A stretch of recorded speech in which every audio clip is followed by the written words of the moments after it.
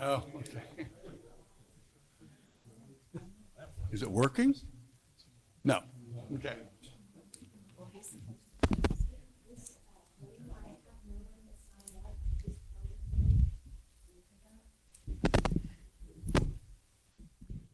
yay.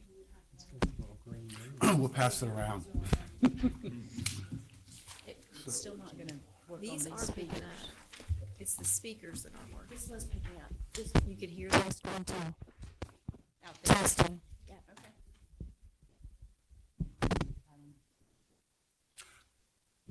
Does this work for you guys? No. Okay. I'll yell. Do it again. Try it again. Does this work for you out there? No. Okay, we'll just try and speak loudly. It is 6 p.m. This session is in order. Welcome to the March 25th, 2024 meeting of the Weaverville Town Council. First item up, I'm calling on Councilmember Jackson, who has a presentation. If I'm just going to say here in my seat, this past Friday, we had a tremendous attendance and presentation of the group called the Society of Sons of the American Revolution. And they asked me, or Judy Craig, which is director of the museum, asked me if I would accept this on behalf of the town, and the president, Steve Green, awarded it to it. I'll just read what it is. This certificate of commendation is presented to the Weaverville Community Center in recognition of exemplary patriotism in the display of the flag of the United States. And Selena, you want to take and pass it on to the appropriate people at the museum? Absolutely. Thank you. Community Center? Yes, Thank you. thank you. Thank you, Councilman.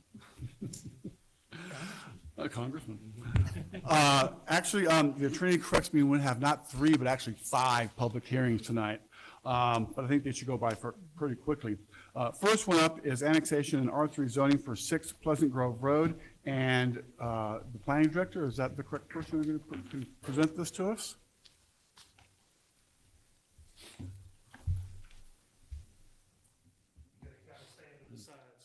Split the difference here. Testing. Tonight's first public hearing is on the subject of the voluntary annexation petition for the property commonly known as 6 Pleasant Grove Road. Athena Fox Brooks and Cynthia Fox Clark are the owners of this property. They have submitted a voluntary annexation petition seeking to have a total of approximately 6 acres annexed into the town of Weaverville. The town clerk has previously certified the sufficiency of the annexation and it is now eligible for the public hearing. Tonight's public hearing has been advertised in accordance with North Carolina law. Staff did not receive any advanced written comments related to this voluntary annexation petition public hearing. And the zoning of the property will be a separate public hearing, which I assume will come directly after this one. At this time, the public hearing has been advertised and it is appropriate for council to receive comment from the public on this issue. Thank you. And no one has signed up to speak on this particular issue, so if there's no one that has anything to say, we'll move on to the next item, which is the zoning for the same property. Same property, same people. These, again, just north of 6 acres, they have submitted a zoning map amendment request of R3 along with their annexation petition. The planning board heard the petition at a previous meeting and has passed along a favorable recommendation of R3 zoning on this property to town council. This public hearing as well has been advertised in accordance with state law, and at this point it would be appropriate for council to receive comment from the public. And again, we've had no one sign up for this particular public hearing, and if there is none, then I call this public hearing closed. Next item up is item 3 on your agenda, which is a public hearing for annexation and annexation of 9 Pleasant Grove Road. James? Pleasant Grove of Western North Carolina LLC is the owner of the properties located at 9 Pleasant Grove Road. They also have submitted a voluntary annexation petition seeking to have approximately 10.5 acres annexed into the town of Weaverville. This development of a 40 townhome units has been approved by Buncombe County through the issuance of a special use permit, and vested rights are being claimed on this property. Town clerk has previously certified the sufficiency of the annexation petition. Annexation is now eligible for a public hearing. This public hearing has been advertised in accordance with state law, and staff has not received any advance comments related to the annexation of 9 Pleasant Grove Road. The zoning of the property, should it be annexed, will be subject to another public hearing in just a moment. At this time, it would be appropriate for council to receive comment, if any, from the public. Thank you. And we have no one signed up to speak on this issue either, nor have we received any advanced comments. So therefore, this public hearing is closed. Next is R3 zoning public hearing on the same property. Same property, same applicant. Along with the annexation petition, a zoning map amendment of R3 was submitted for this property as well. I again remind council that this property did achieve a development approval from Buncombe County, and vested rights are being claimed for that project on this property. Planning board did review the zoning map amendment back in February, and they've passed along a favorable recommendation on the zoning of the R3 for the property once it is annexed. Public hearing has been advertised in accordance with state law, and at this time it would be appropriate for town council to receive comment, if any. Thank you, James. And again, we have no one signed up to speak on this issue, nor have we received any advance comments on it. So therefore, this public hearing is also closed. Next is item 4 on your agenda, which is a public hearing regarding code amendments on environmental regulations. And James, I think you're up again. Tonight's public hearing is on proposed text amendments to Chapter 13 and 20 pertaining to environmental protection. These include regulation of steep slopes, mountain ridge protections, and various aspects of stormwater management, such as flood hazard area development, sedimentation and erosion control, stormwater illicit discharge detection and elimination, and several related technical amendments. The planning board has reviewed these proposed text amendments as well, passed along a favorable recommendation to town council. This public hearing has been advertised in accordance with state law, and at this point I would like to pause for a combination of Jennifer and I to provide additional explanation if desired, and touch upon a couple of minor amendments that have been made to the ordinance as it transitioned from the planning board to town council. And I'll go first since I'm already at the mic. The minor text revision, again, between the planning board and council is related to the mountain ridge protection section of these proposed ordinances. I should have known this, it just slipped my mind. It came up for the second time in 8 years just a couple weeks ago, where I was reminded that we have a variance applicable to properties along Long Street, which is the top of Hamburg Mountain.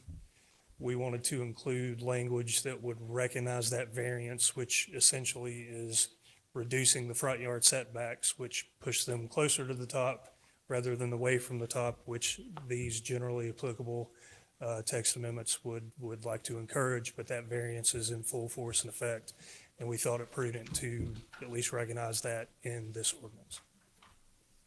Yeah, so the amendment there recognizes any orders or variances that are currently in place at the time that the ordinance would be adopted. It also recognizes that if there are any structures that are currently within that 15 feet, that those are non-conforming structures, and therefore the non-conforming language applies. So they can't increase that non-conformity at all. So that was just a technical amendment to that. The last technical amendment that we added, again, as it goes from the planning board coming into you as a potential ordinance, is we wanted to clarify or make it very clear that charity car washes are permitted discharges. We've got individual car washes, but we wanted to make sure that charity car washes are perfectly fine. So those are the two staff proposed minor amendments that you'll see in the ordinance when we get to the action item on it. Any questions about the changes that the staff has just described? No? And again, there's been no one signed to speak on this public hearing, so therefore, this public hearing is also closed. Next item is item 5 on your agenda. Approval and adjustments to tonight's agenda. You all had a chance to review it. Are there any adjustments to be made to tonight's agenda? And if not, can I have a motion to approve tonight's agenda? I'll make that motion. All in favor, please say aye. Aye. Any opposed? Thank you. Agenda is approved as written. Next item up is our conflicts of interest. It is the duty of the mayor and every town council member to avoid conflicts of interest and the appearances of such. Does any member have a known conflict of interest or the appearance of such that they would like to avoid this evening? No, thank you very much. Next item is item 7 on your agenda, which is the consent agenda. Town Manager Coffey, would you go through the items in tonight's consent agenda? Yes, sir. Thank you, Mr. Mayor, and good evening to all of you. Beginning on page 49 is your consent agenda. This begins with February 26th, Town Council regular meeting minutes, followed by page 56, which is the beginning of your monthly tax report and request for refunds and releases. Do note here that we're at 98.63% with about $57,500 left to be collected. We do anticipate that that will be collected, majority. We do have $1.01 in property tax levy refund for February of 2024 that we're asking for approval on as well. On page 61 is for the approval of the fiscal year 23-24 audit contract. You'll recall last meeting we introduced this topic to you, bringing this back to you tonight and asking that you approve the attached audit contract with Gould Killian CPA Group and authorize the mayor and town staff to execute the contract. I will note that per the mayor's request at last meeting, Gould Killian has stated they will try to assign a different lead person to lead the audit if at all possible this year. And then finally, on page 82 is a water commitment extension renewal. This is for Encore at Rims Creek Road at 480 Rims Creek. This is for a one-year extension. There's been no conditions that have changed from the original development plans, and the requested water usage remains the same. And staff would request that you allow this extension for the water commitment and line extension request. That is all on the consent agenda. Thank you, ma'am. Is there a motion to approve tonight's consent agenda? I move we approve consent agenda. Thank you. All in favor, please say aye. Aye. Any opposed? Thank you. Passes. The next item up is the town manager's report. Again, Mr. Coffey. Thank you. I'm going to move through this fairly quickly. You do have quite a substantial agenda for tonight, so I'm going to move through this quickly. If there are questions that you have that I do not cover, then please definitely stop me. Budget process update. We have at our first budget workshop on March 19th. The discussion and input from council was very helpful. You should be anticipating the presentation of the proposed budget at your next workshop, which is April 16th. So that's your first item on the manager's report. Also to follow up as an update on the Governor's Crime Commission grant that you heard from the police department about a month or so ago, 2 months ago, I guess, is giving you an update there.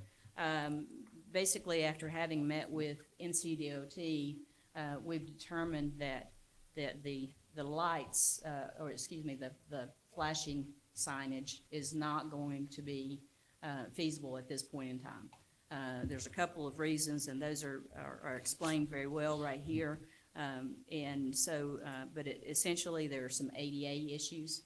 There's some platform issues. There's a number of problems with us trying to install the signs with the flashing lights that we were hoping to install.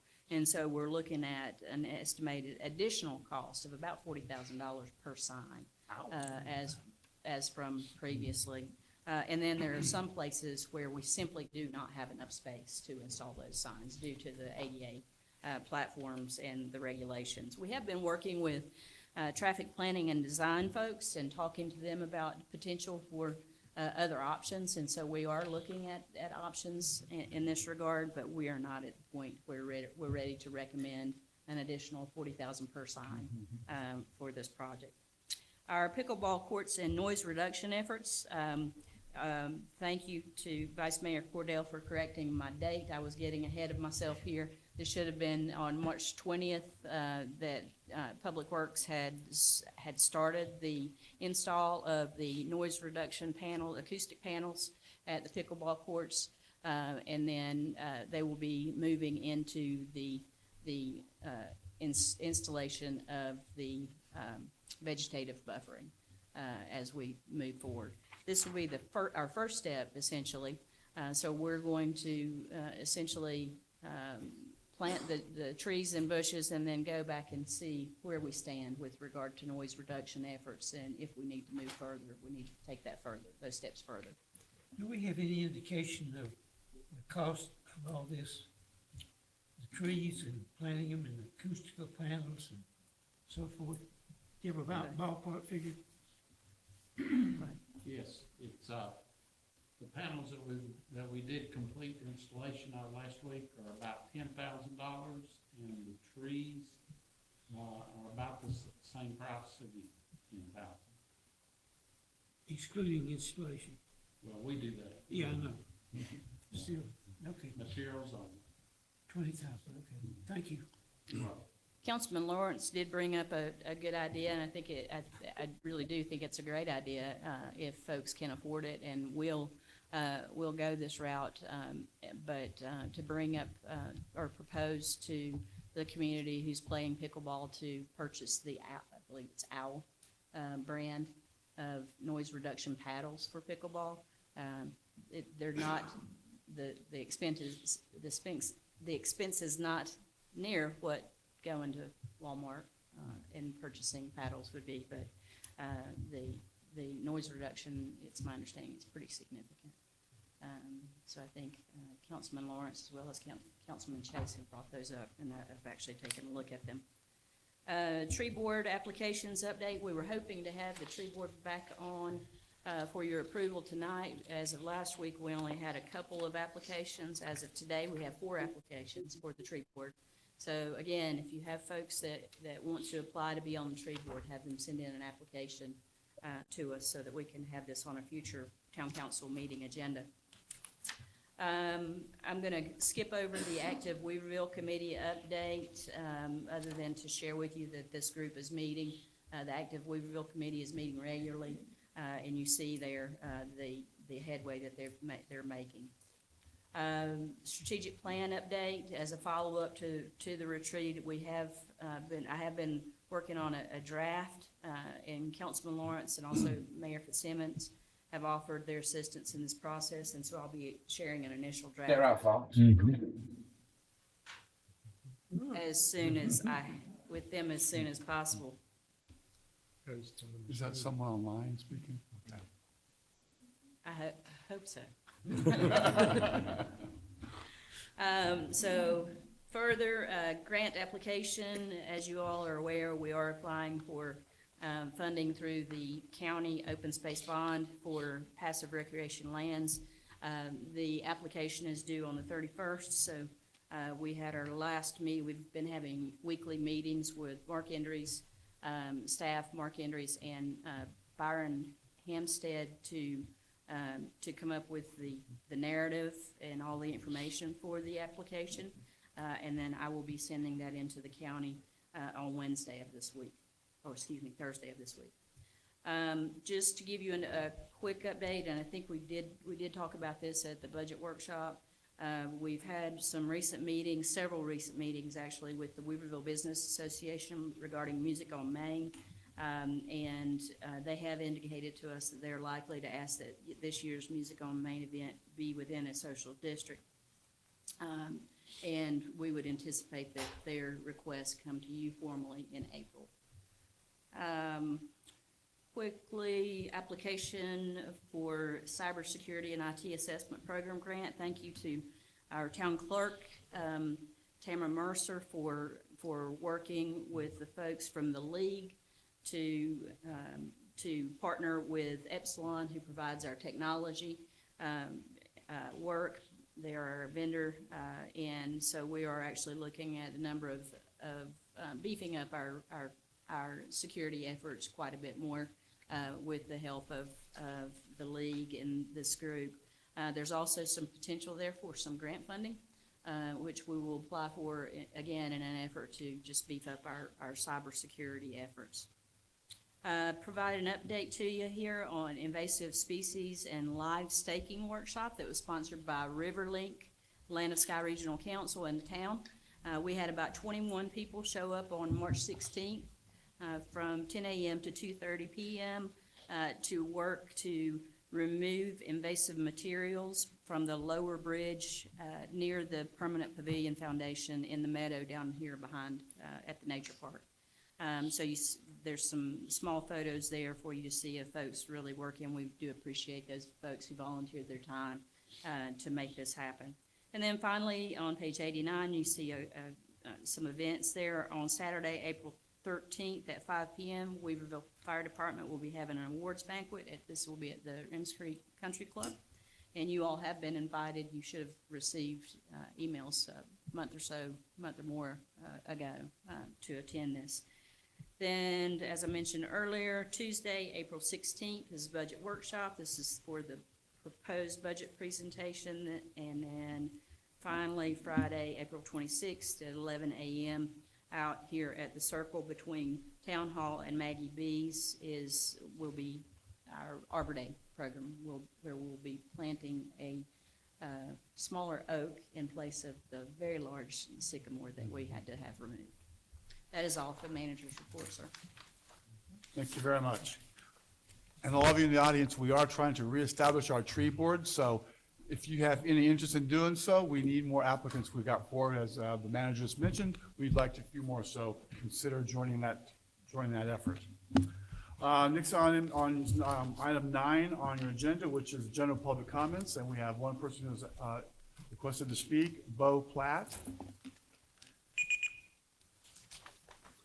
Thank you, Bo. If you give us your name and your address, and you just heard the timer beep. Sure. Bo Platt, 3 Preston Court in Weaverville, and I'm speaking for myself, not on behalf of any group or organization. And I wanted to address the issue of cost of living raises for Weaverville town employees, just from a citizen's point of view. And my background, I worked in the public sector in the state of Texas for the Texas Health and Human Services Commission. And I retired about 10 years ago as the director of operations. And I'm not an expert in this area, but we had about 8,100 employees in my area, so I'm familiar with the topic. And I know that the public sector is never going to compete with private on salaries, but part of why the employees work for less is because I think of the satisfaction they receive from serving the public. And that enables us to attract really good employees, probably at salaries that are not quite commensurate with that of the private sector. Now, while I was in Texas, there were years when the legislature didn't approve cost of living raises. And there were some times when that would happen for 2 or 3 years at a time. And in my experience, when that happened, a lot of employees started looking elsewhere. And generally, like in the analogy with a sinking ship, the best swimmers were the ones to leave first because they were most attractive to other employers. And when that happens, you're left with less and less talented employees.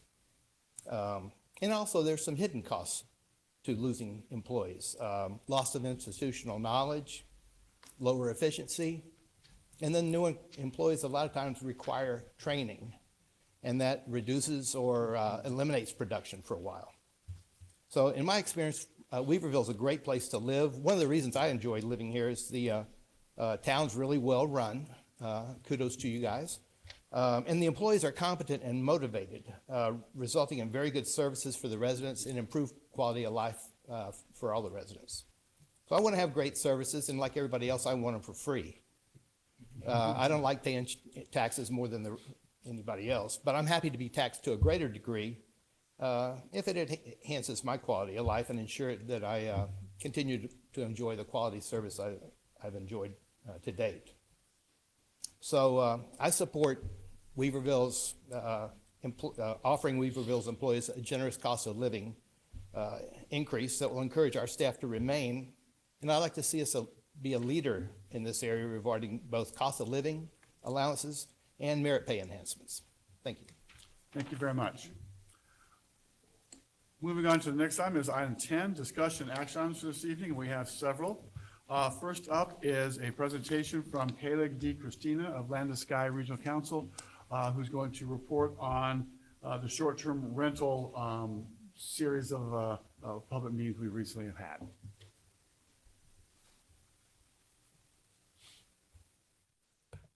Hello, everybody. Can you hear me? Probably gonna have to speak up. Speak up. I can Use your do theater that. voice. Good evening, everybody. For those of you I have not met, my name is Kayla D. Christina, and I'm a regional planner with the Land of Sky Regional Council.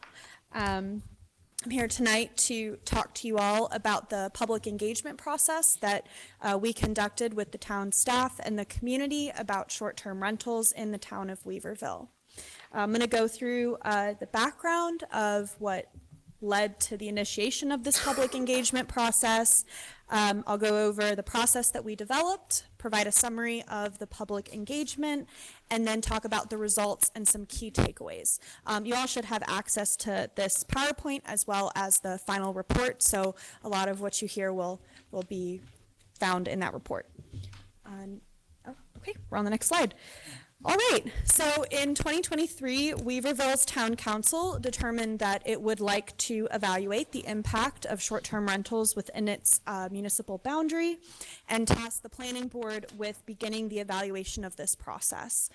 This was not in response to any specific issue, but this is a topic that many across the country and especially the region are investigating.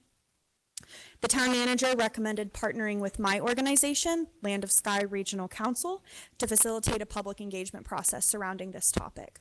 And for those of you who don't know, the Land of Sky Regional Council is the council of governments for Buncombe, Henderson, Madison, and Transylvania counties, of which Weaverville is a member government. We provide supplemental services, such as doing small-scale studies like this at affordable rates to our member municipalities. The goal for this process was to identify any community concerns and issues that currently exist or might exist with the knowledge that planning is best done proactively. All right, so the process. So we focused on direct and personal community engagement to obtain input and identify any of those existing or future concerns with short-term rentals within Weaverville. So we planned 3 engagement sessions. We did 2 in person and 1 virtual between December of 2023 and January of 2024. The first session was held on December 5th here. We had about 80 attendees and it was focused on hearing from the general public. The second session was January 9th. It was also held here. We had about 33 people in attendance, and the focus of that session was residents living in neighborhoods with short-term rentals. The last session was held virtually on January 17th. We had 32 attendees, and this session was focused on short-term rental owners and operators. Thank you. All right, so this is just a summary of the 3 engagement sessions that we did. So the first engagement session on December 5th, like I said, focused on hearing from the general public. This was really a listening forum for people to share their questions, concerns, comments, and experiences. Attendees were asked about challenges in affordability and availability of securing housing and the potential impacts on community and neighborhood character from short-term rentals.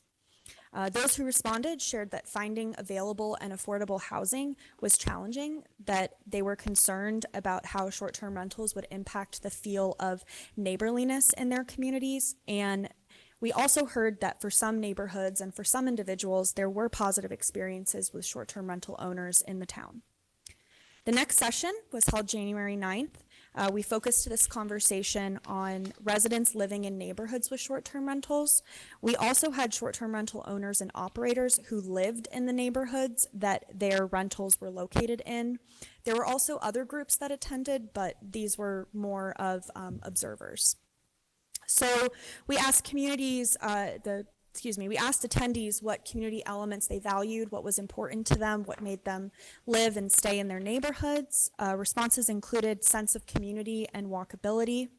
Attendees also shared experiences that were both positive and negative with short-term rental owners in their neighborhoods. We've gone into detail of what those experiences were in the full report. New and long-term residents both shared challenges with the availability of housing, and really what I know I heard from this session was that affordability was really a big challenge with newer residents. The last session, again, was hosted virtually on January 17th, and this session focused on engaging short-term rental owners and operators. We also had members of the public, not a part of that group, attend as observers. Participants were asked a series of polls so we could get some information about their primary residence and their short-term rental.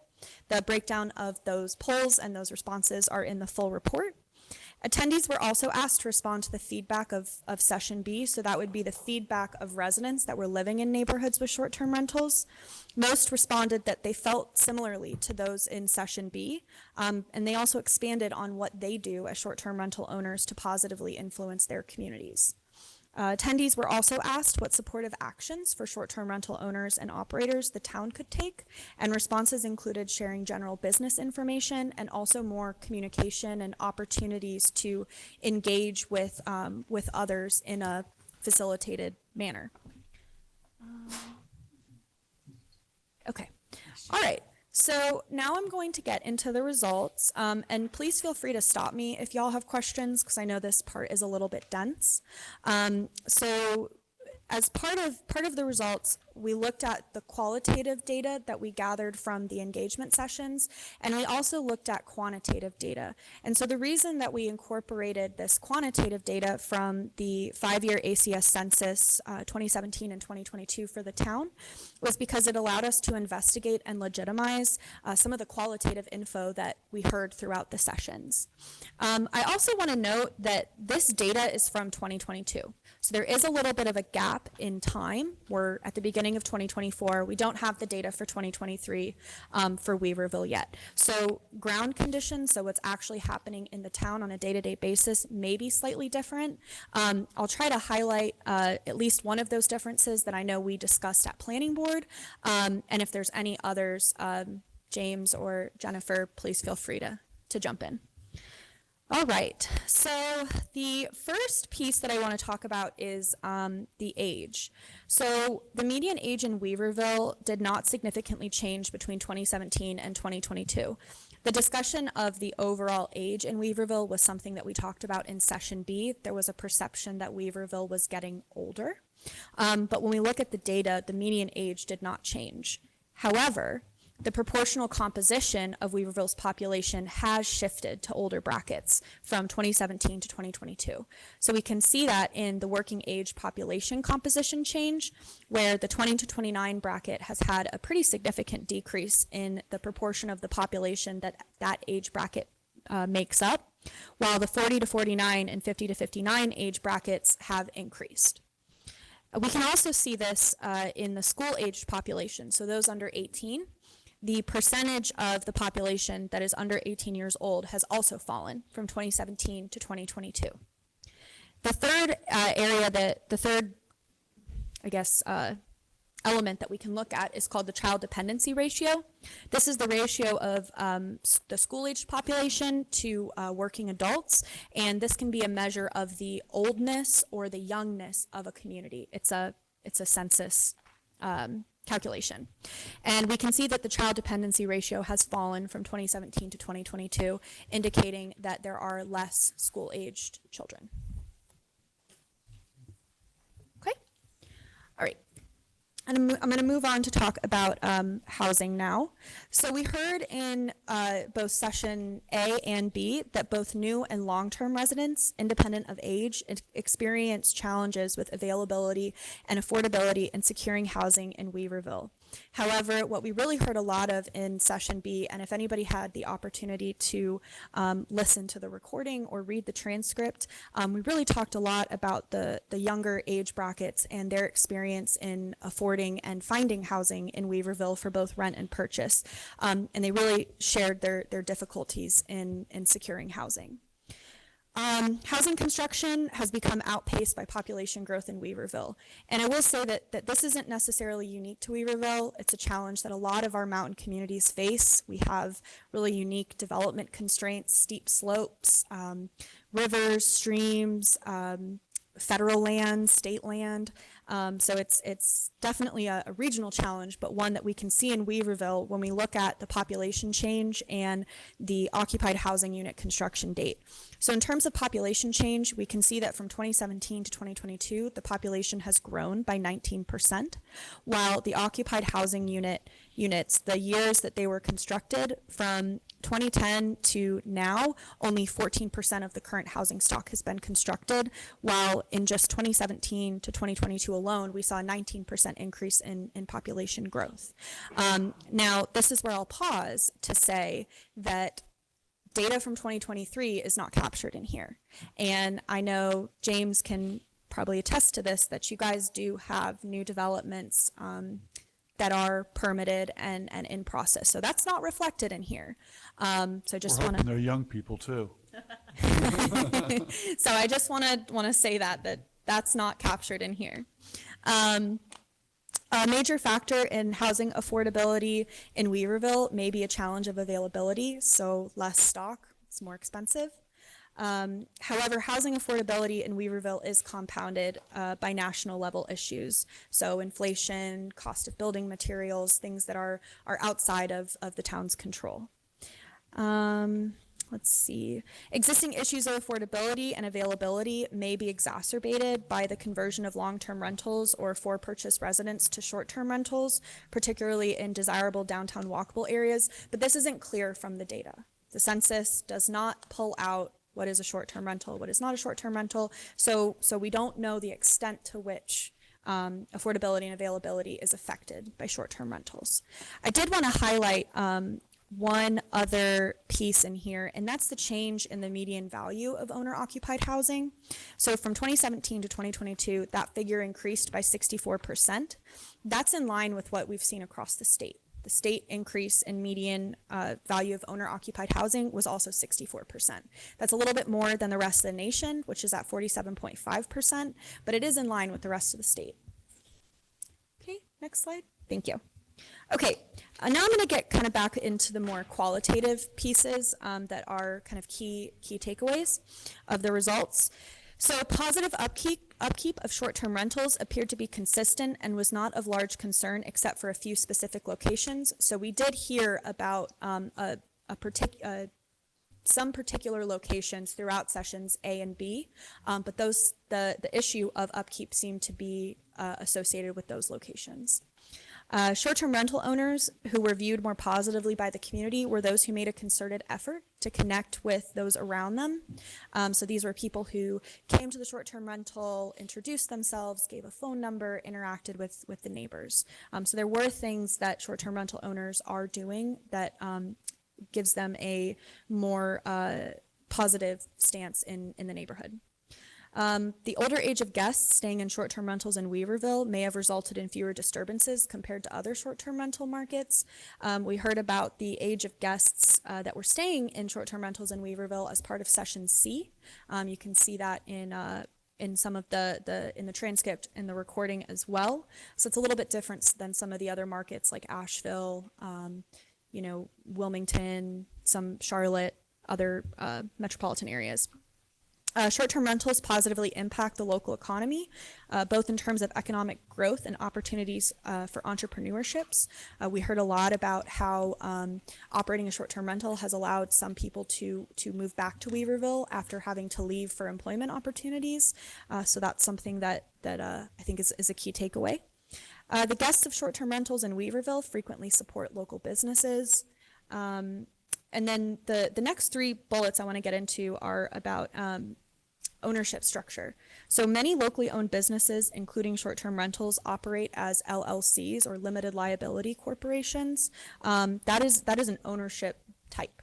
It's not an entity. It can be in-state, can be out-of-state, can be someone local, can be someone in Asheville. It's an ownership structure. So what we found throughout all 3 sessions was that ownership structure itself was less of a factor in determining and managing negative impacts from short-term rentals compared to how the actual managers approached their individual short-term rentals.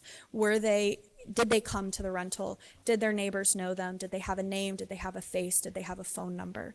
And that's person to person, not ownership structure to ownership structure. And one thing to highlight is that the town cannot regulate land use based on ownership. That is in the state statute. Should the town implement any regulations that define who can own property and in what form, such as an individual, a trust, a corporation, or an LLC, it will encounter future litigation. Next slide. Okay. All right, and I've got 9 final key takeaways. They're not listed in any particular order. The first is that Weaverville's population composition is aging. We can see that in the numbers. Housing affordability is a national issue that's compounded by local factors. So things like inflation are out of the town's control. And we've also got local factors like a challenging development envelope to work within. There are not enough new housing units being constructed in Weaverville or really anywhere in our region. But this is a historic issue that remains present today. It's unclear from this process the true extent to which short-term rentals contribute to population composition change, housing affordability, and housing availability in Weaverville. There are both veritable and preemptive concerns from the public surrounding short-term rentals. So we heard both experiences that were tied to very specific events versus general feelings overall about how short-term rentals may impact the community. Short-term rental owners and operators who engage directly with their neighbors and communities were viewed more positively than those who don't. Community-led solutions may be effective in resolving issues with short-term rentals. I want to highlight that one. I think oftentimes we'll reach for legislation and regulation when grassroots efforts and community-led solutions may also be a feasible option. So just encouraging you all to not count those pieces out. Short-term rentals have a positive economic impact on Weaverville's local businesses. We know that tourism is a large driver in our region. We have Great Smoky Mountains National Park, Pisgah National Forest, DuPont, Asheville. I mean, I could go on. And so we know that those staying at short-term rentals, visiting those tourism locations are contributing to the local economy of Weaverville. Tourism currently is and has historically been a regional and local economic driver. And the last piece, which I'll just highlight again, the town cannot regulate land use based on ownership and will face future litigation if it chooses to do so. So that is all I have. My contact information is up on the screen, and I've also got some cards up here if anyone wants them. Otherwise, if y'all have any questions, I'm here. What questions do y'all have of our consultant? Just for clarity to the people, what time period do you consider to be short-term rental? Well, it depends. There's not a formal definition, but in the in session A, we asked the attendees of that first session what they believed short-term rental would be, and I think it was between a week and 30 days. How much? A week and 30 days. Between a week and 30 days. You know, some of these factors in here apply to, let's say, longer-term residents, because 30 days, they don't get to know the neighborhood. And one of the reasons we, of course, don't have a great geographical area for Weaverville, that's the reason you're seeing so many apartments being constructed and so forth. Mm-hmm. The other issue that I think should be addressed is whether or not the effect of owners living on the property versus a company that buys and puts in maybe 3, 4, 5 rental sections in a house and doesn't live here. Mm-hmm. They don't get invested in the community. One of the reasons that people like Weaverville and the growth we've had is because of the amenities and the way the town is run.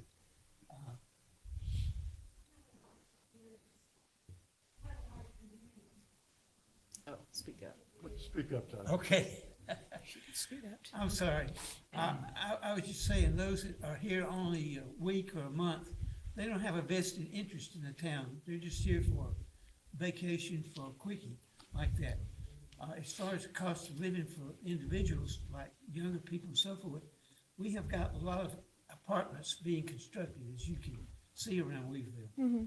And so, my point was, I think that as far as I'm concerned, I'm not against short-term rentals, but the restrictions need to be ferreted out in the interviews a lot more, like, does the owner live on the property?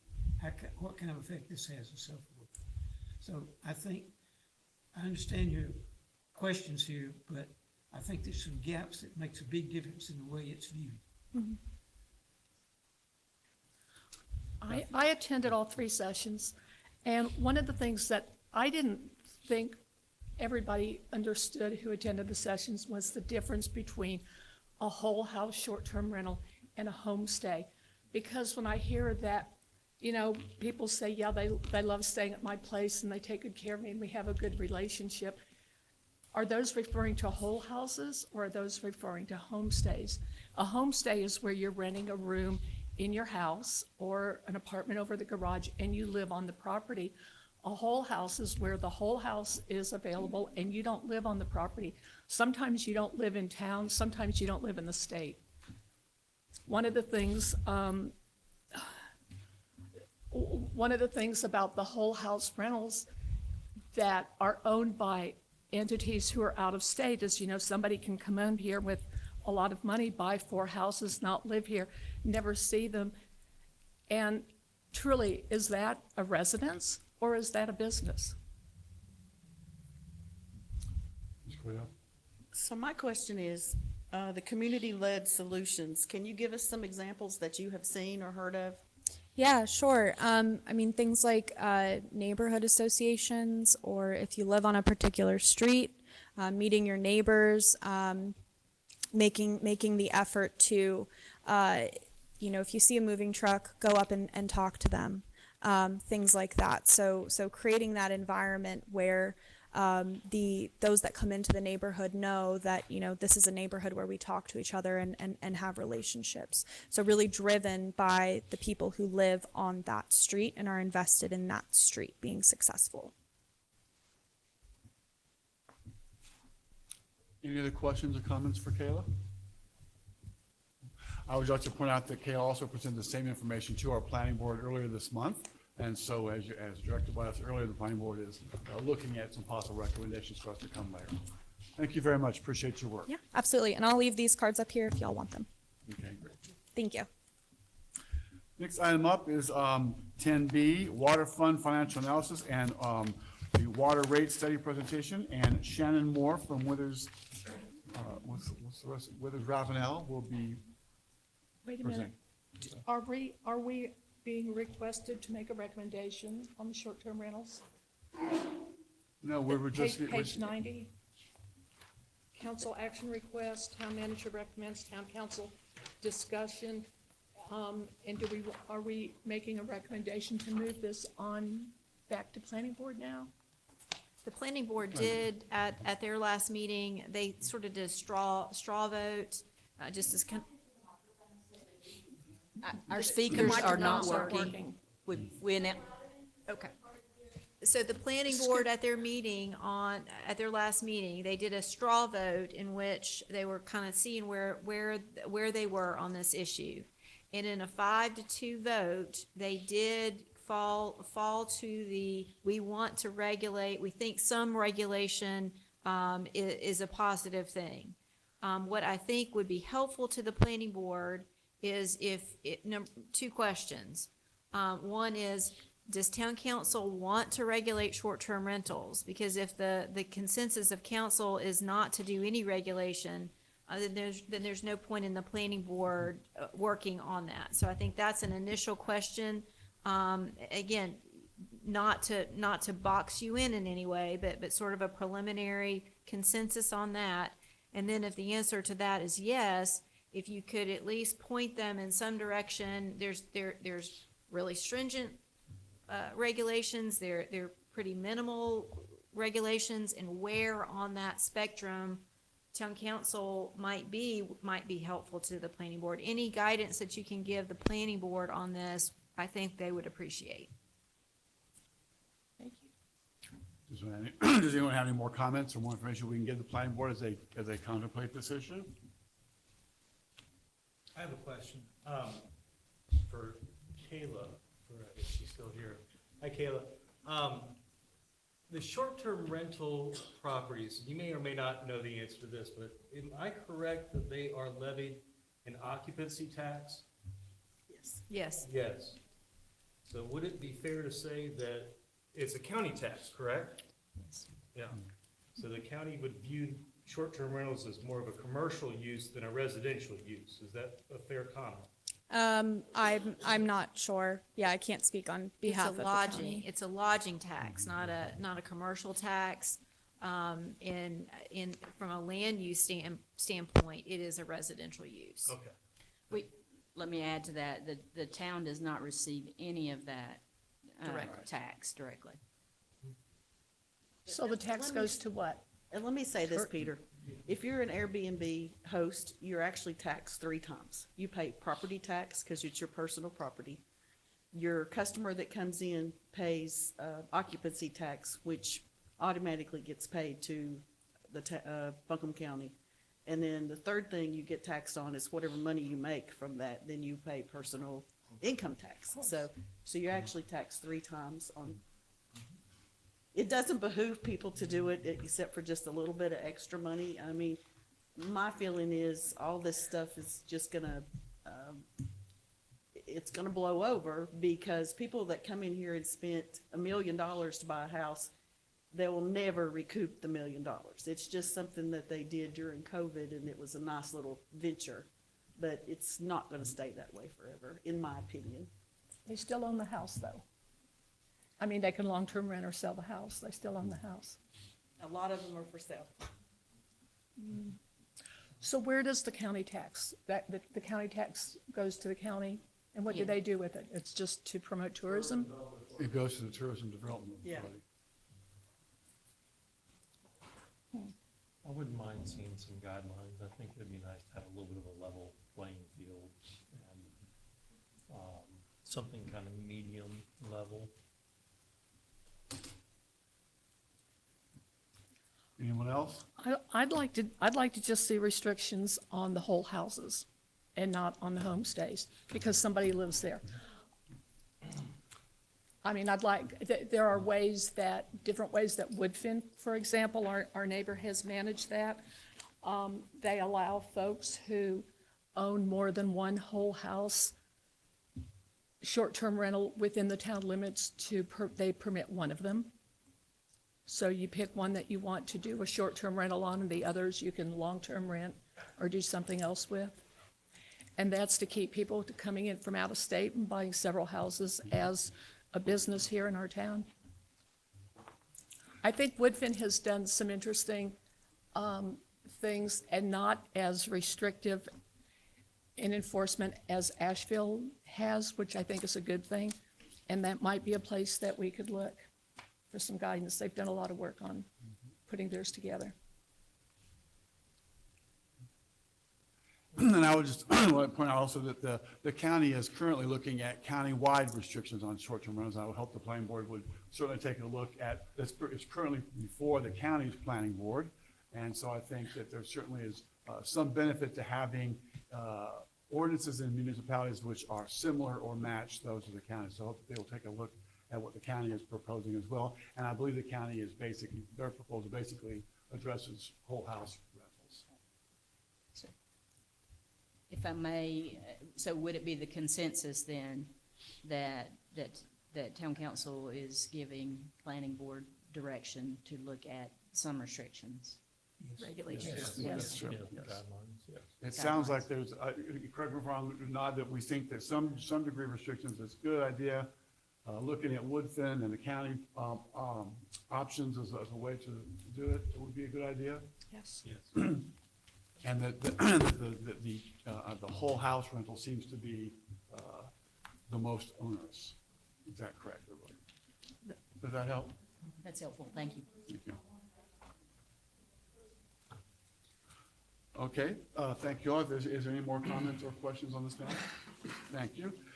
Next up is Shannon Moore from Weaverville. Excuse us for delaying your presentation, ma'am. Sorry.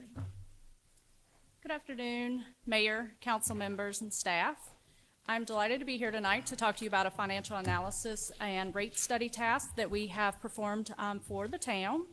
And I've met many of you about a year ago when we did a system development fee update, but I am Shannon Moore, the Director of Finance Services here at Withers Ravenel. I'm joined remotely by Steve Miller, who provided the technical financial analysis on the project, and also in person with Miss Allison Alexander, which serves as the town's client officer for all Weaverville projects. And real quick, I know you have a loaded agenda tonight, but I just want to go over the objectives and the goals of the project that we performed for the town. The first task that we did was we prioritized a 10-year capital improvement plan, which looked at capital cost for the water utility over the next 10-year planning period. We looked at ways to fund that plan so that we minimized rate increases on your utility customers. And then we also looked at the past trends in your utility fund and projected ongoing revenues and expenses to include your personnel operations and those 10-year capital costs. And lastly, we reviewed your current rate structure, and we looked at opportunities for viable and defensible alternatives to what you currently charge in terms of your residential and residential and non-residential users. Along with town staff, we did identify 4 main goals for your rate study task. The first was to examine and promote conservation within your rates. That's becoming very important as you are a growing community and you're looking at a water treatment plant expansion. We looked at your rate structures in terms of your base, which is your minimum charge that's provided to users, along with those volumetric charges. We also looked at your residential and commercial rates, but we did not want to penalize your industries on the water side. And lastly, we did explore best practices within the industry to ensure that your rates are within those best practices. And I'll pause right there for a second to ask if there are any questions before I turn it over to Steve Miller to talk about the financial component of the project.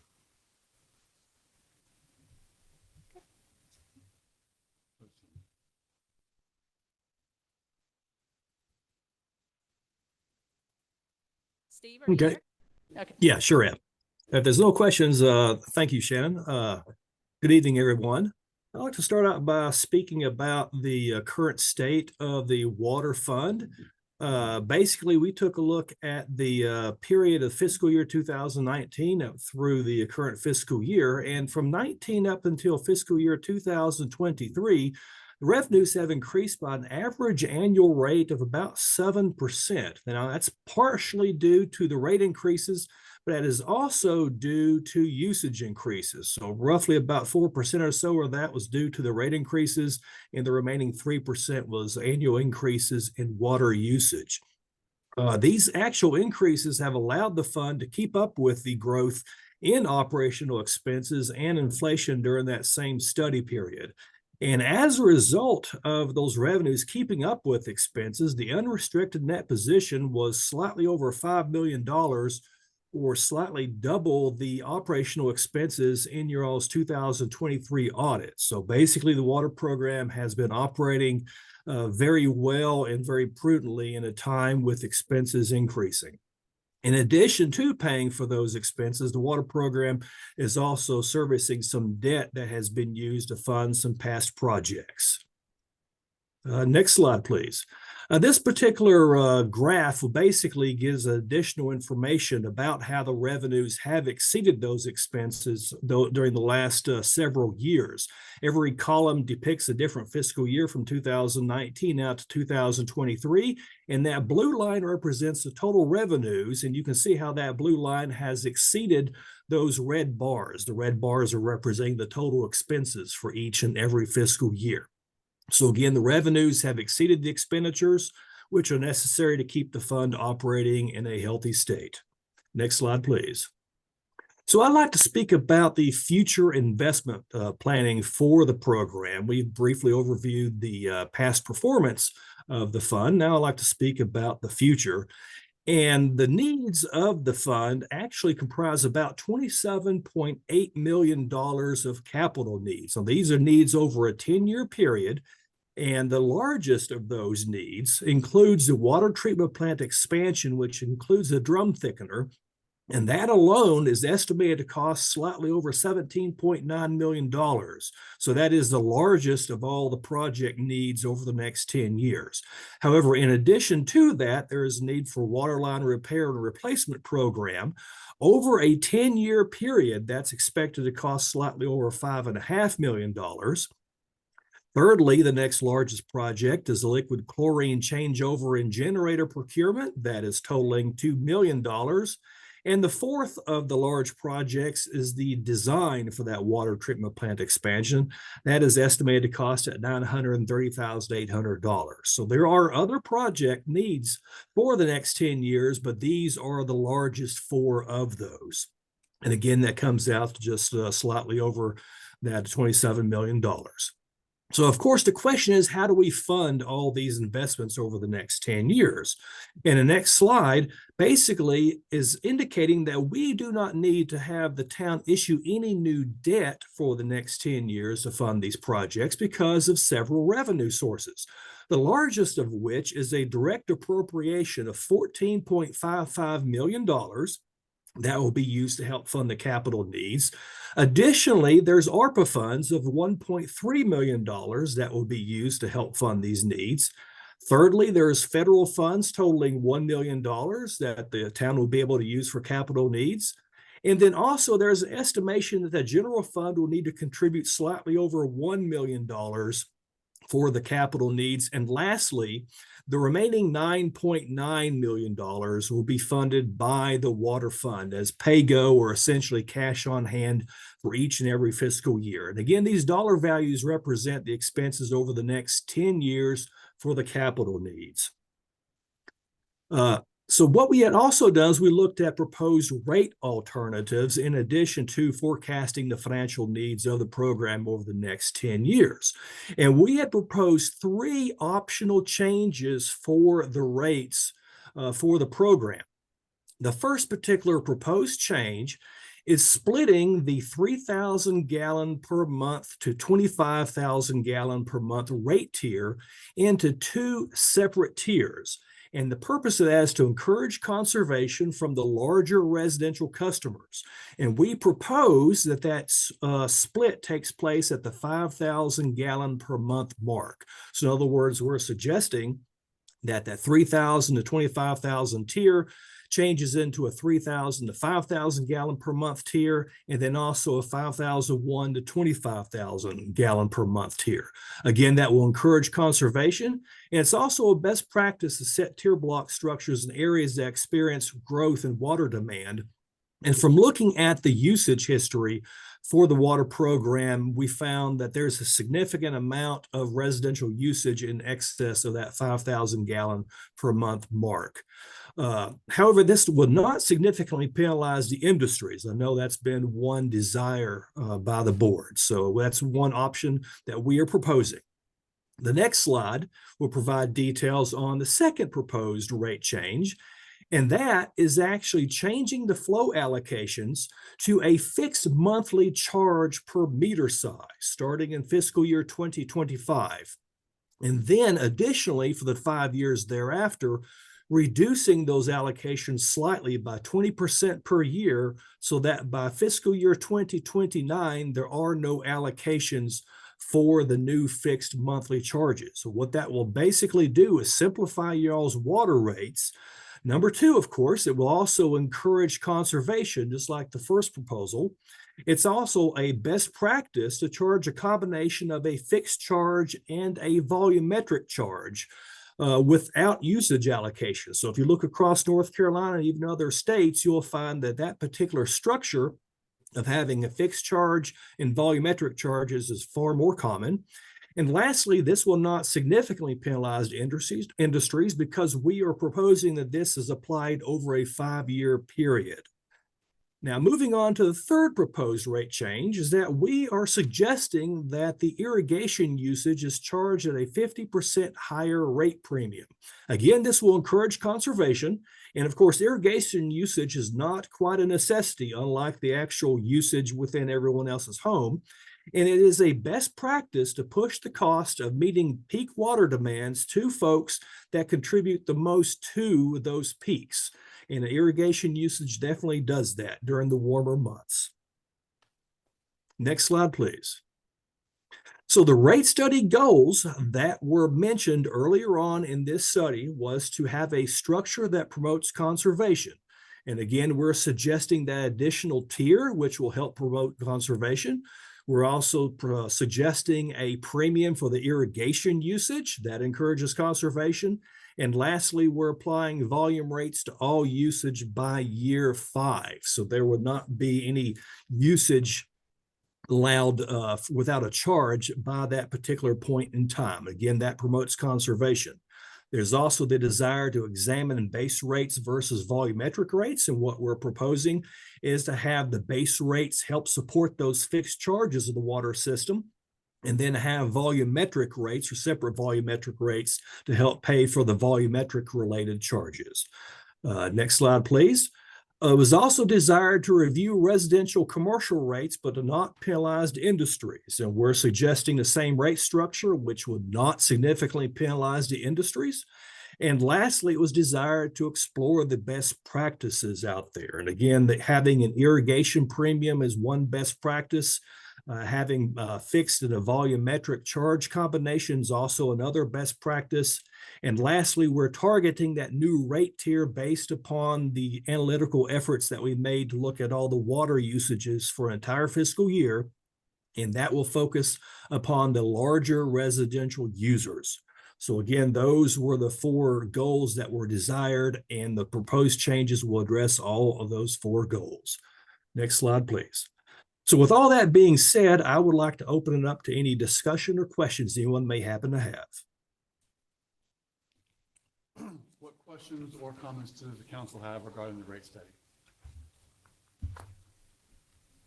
So I would just say that I really like the 3 proposed rate changes that you've included. They match up exactly with the kind of direction that we had set previously. So I think those are all 3 good recommendations.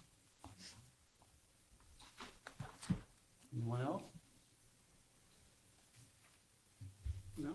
Does that give you enough direction, y'all? There's no action that we're necessarily requesting tonight. That is good input, Mr. Mayor, and that will help us to develop a budget that you can have more discussion on the water fund at that point in time. Thank you. Any other comments or questions regarding this item? Yeah, I'm curious about what happened in 2022 where the revenue spiked to its highest point.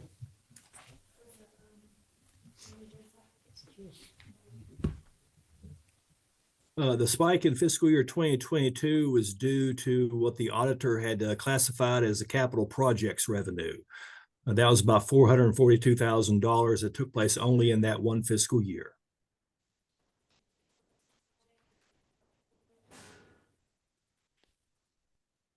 That was the year we budgeted the generators using the fund balance. That was a revenue source, so that caused the revenue to peak for that year. Then, of course, we pulled it out, put it in a capital project, but that's why you see the peak in the revenue. It was appropriated fund balance. Just an accounting fluke, Councilman. Anyone else?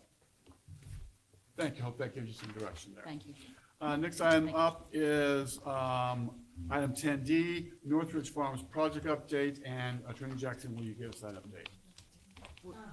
We skipped one there. Oh, did I skip one? Sorry. Oh, I did. Item C, excuse me. We're going to go back. Item C, PSIP, which by the way stands for Public Safety Interoperability Partnership. I bet you all did not know that acronym. Intergovernmental agreements. Chief Davis. I would just like to point out to folks that this may be your last opportunity to grill our police chief, so. Good evening, Mayor, Council. This is Eric Grau, I'm sorry. He's director of Buncombe County IT. So if he will be able to answer a little bit more technical questions, of course, than what I possibly could. But in a nutshell, I don't know if you have any questions for the sake of time. I'll see if I could put this and formalize it just a little bit if I can to save some time. We have been, the Weaverville Police Department we have been using Buncombe County IT services for several years now. There has been no agreement. It has been a handshake deal, essentially, to provide RMS, the records management system, and the CAD system, the computer-aided dispatch system, for several years now. They send us a bill, they provide the service, that's about it, as simple as it gets. Needless to say, if we were to do this on our own, this would be a Herculean effort on the part of our small town to pull this off. To give you an example, about 5 years ago, we were in a position to where we did not have that, and officers did not have computer-aided dispatch. As a result, what they were doing was Palm Pilot. They were actually writing notes on their hand, and they were writing on the back of their computers in their car. They could access a small amount of data of where the calls were, things like that, because this was not memorialized in an electronic form for the town of Weaverville. It was for dispatch, but not for Weaverville. So this is simply formalizing an agreement that we have been a service that we have already done. Now, also, what this does is in the future, and please step in here, in the future, this provides continuity.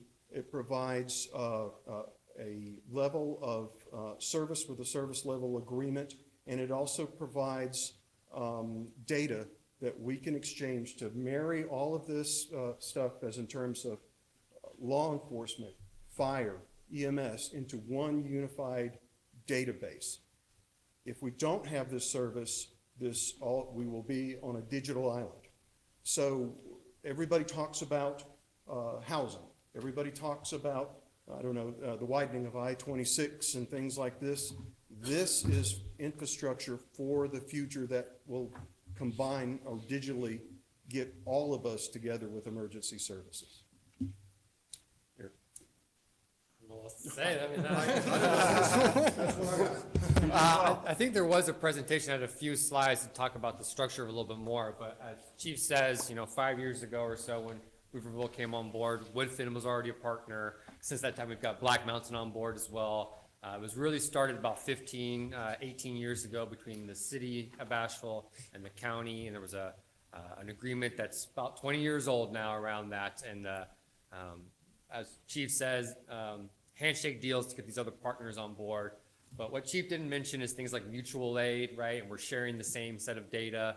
And this part of this is the CDE group as well. The Central Data Entry is another county function, a county service that Weaverville has been using a long time.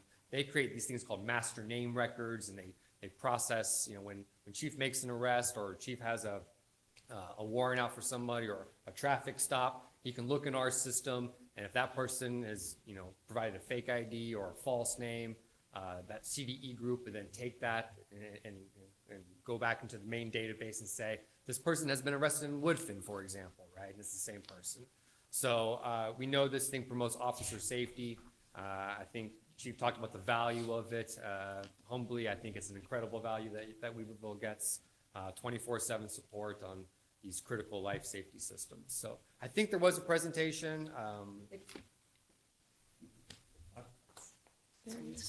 I apologize, I preempted that, I'm sorry. And we can fly through this, but it is the Public Safety Interoperability Partnership while I'm here talking today. Thank you for having me on the slide. I talked about this original agreement already a little bit. It was a great framework that created these things, but the cons didn't provide ways to bring on new partners such as Weaverville. The cost model was very static and not very transparent. And honestly, for us in the IT shop, it was, what are we doing? What's our service level agreements? What's our responsibility to you? And what's your responsibility to us? And those things were really never defined. So a couple years ago, all the partners came together, and we need to establish a new agreement that defines the governance of this relationship, the decision-making of this relationship, the cost sharing of this, et cetera. Slide. Why are we doing this? Well, we believe that when we cooperatively leverage this technology, we all improve in our public safety response. We believe costs are reduced by doing this all together. And ultimately, this formal agreement does need to be in place with all the jurisdictions so we can provide appropriate access to data, the data sharing, et cetera, and ultimately public safety as a regional response. Slide. But results of this new agreement, so it, like Chief says, we've been walking this walk for, 5 years with the Chief, and 15, 20 years with the larger program. But again, these legacy agreements don't really represent the current environment. We have a cost structure that is transparent for all the parties. You basically pay for what you use and you get what you pay for kind of situation. There are factors in such as number of sworn officers, number of CAD calls that are inputs into this parameter. And I think for Weaverville, it's about 3.5% of the total cost of the whole program. All the Woodfin and Black Mountain are also around that 4% or so. The county is about 52%, and the city of Asheville about 30%, just some rough ideas of how the cost sharing works. The goal is to have all agencies and partners in agreement currently. I think there's a slide coming up. We can see who's currently in there. There is in this executive committee, an acronym inside of an acronym. The PEC is the PSIP Executive Committee, right? And ultimately, that's the governance model, adoption of new technology, policies and procedures around public safety response. Those police chiefs and fire chiefs and EMS and 911 director are all on that committee and can make those kinds of decisions. And then that last one, defining service level agreements, that's the expectations on what are we doing for each other. These are the PSIP members, law agencies, Asheville, the Sheriff's Office, Black Mountain, Weaverville, Woodfin. County departments include emergency services, of course, our 911 center, public safety communications, pretrial and CDE or other additionary kind of justice support groups. All county fire departments and municipal fire departments are also included in this agreement. And then you see the members of the committee on the right as well. Slide. What are we talking about here? Chief already kind of talked about it, but we're talking about 911 systems. We're talking about that both in the 911 center as well as the mobile terminals that the law that would be in the police car itself, let's say. The law records management system, that's where chief's shop really gets run, right? That's everything from inventory and quartermaster modules to arrest records and all that good stuff, internal affairs investigations, all the law management stuff is included in that, and the jail management system is also included in that. It's a sheriff function. That cost model goes back. The sheriff pays for all the jail management part of it for that cost model. We do a lot of moving of data from point A to point B. It's not just these 4 systems. That web of things actually represents our big systems. That's CAD, RMS, and JMS, those 3 big dots, and all the applications that are around that. Things like pawn shop registrations and traffic accident reporting and all kinds of other software systems, and we move data back and forth.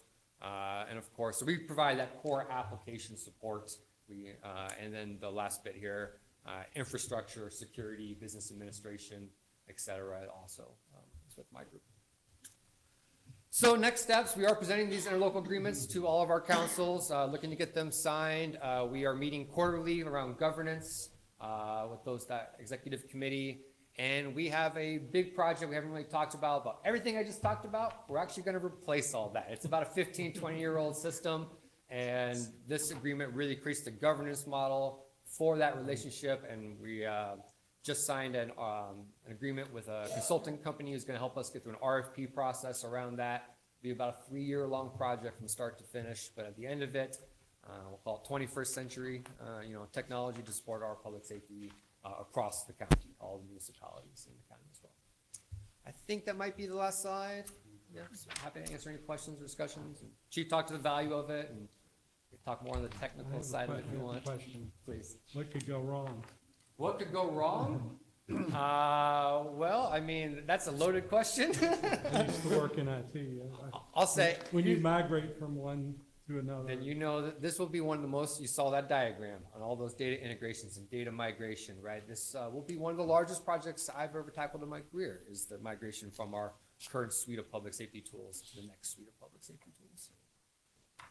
And Eric, you say that Winston-Salem is a similar situation where they are about a size and scope? It's actually Greensboro. I'm sorry, Greensboro. Yep, they're kind of, they have the same product that we have. We're kind of watching them and where they're going. So, you know, we're following along some pathways. We've got consultants on board to help us through this process. And I guess the point of this agreement is that we're going to sink or swim together a little bit too, right? So.